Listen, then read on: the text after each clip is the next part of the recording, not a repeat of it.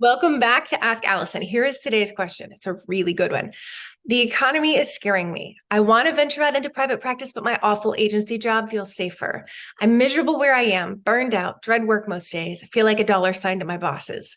Most of the time, I know I could make it in private practice, but other times, I have a lot of self-doubt.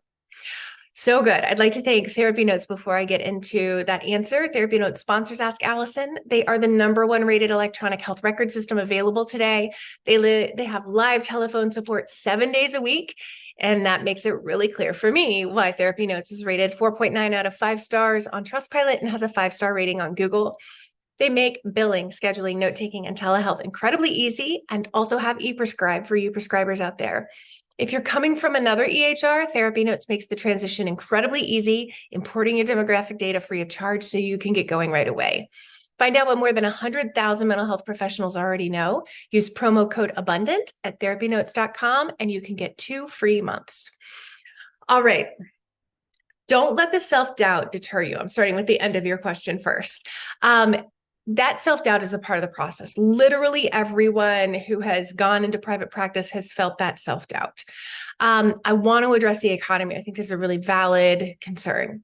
I've talked to a few people who've said that they are going to wait until the economy stabilizes before they start a private practice because their job feels safer to them. And I want to gently challenge that assumption. Let's say you're in a government-funded job. You're definitely not safer if you're in a government-funded job. It's not like politicians are going to give themselves pay cuts. They're going to find a way to quietly make cuts to publicly funded programs if the economy gets bad enough.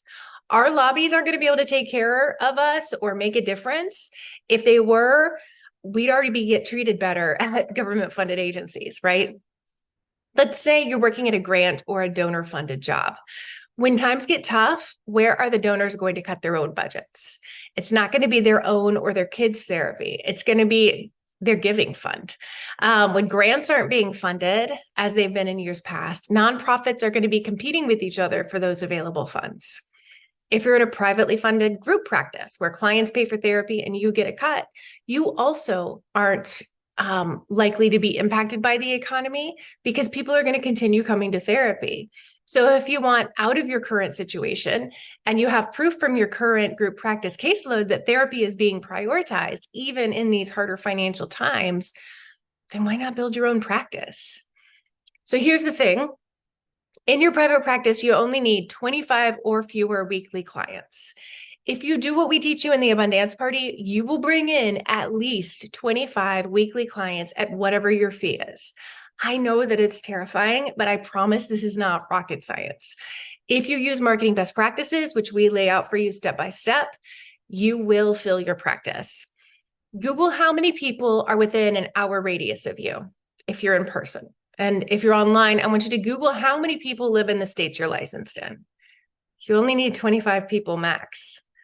One practice bringing in 25 people is a much easier, safer thing to do when times are tough than relying on a government or donors to support dozens or hundreds or thousands of employees. I want to help you get there and build something really incredible. Join me in the Abundance Party so that I can.